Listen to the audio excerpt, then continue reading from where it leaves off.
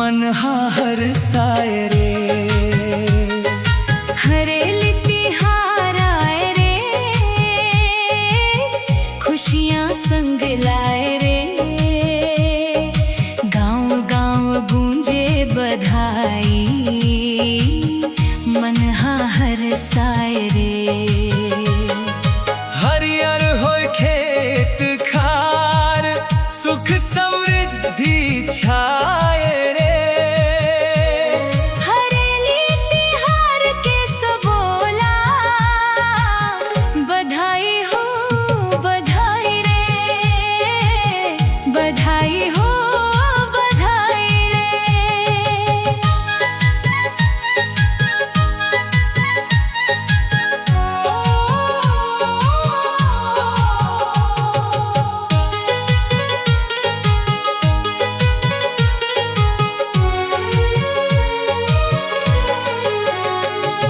नीम के डारा सज गे,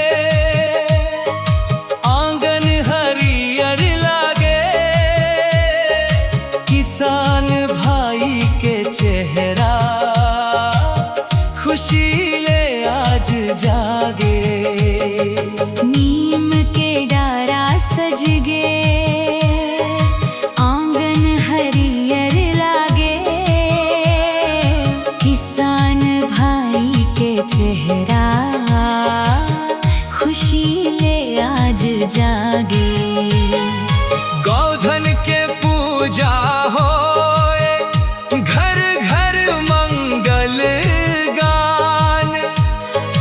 धरती गाई के अचरा, भर दे धन धान।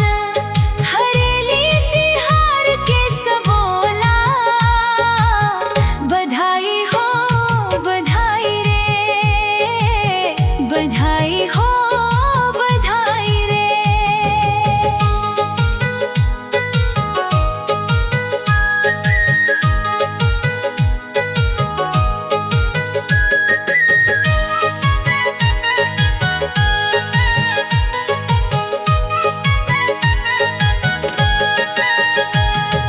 नांगर बैला पूजबो,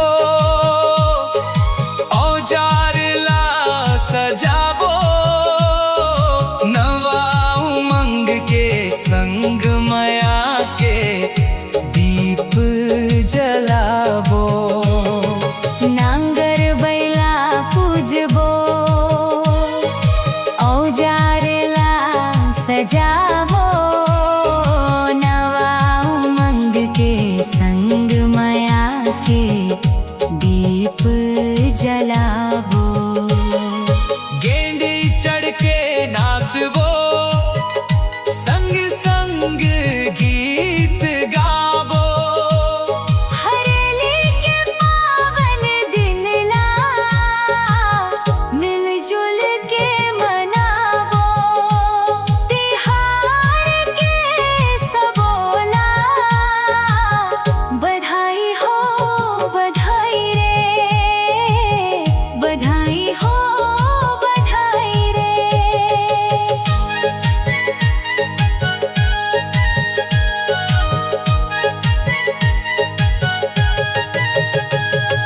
धान के बाली लहराए, खेत में हरियाली छाए।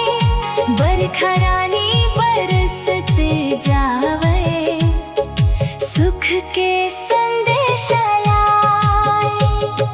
धान के बाली लहराए, खेत में हरियाली छाए।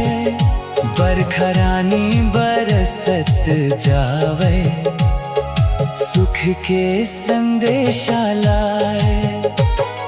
घर घर सुख शांति बसे, दूर होवे दुख रोग। हरेली के पावन परब में, जुड़े सबके लोग। जय हो धरती दाई के, जय हो किसान भाई। हरेली के पावन परब में, सबके खुशहाली आई।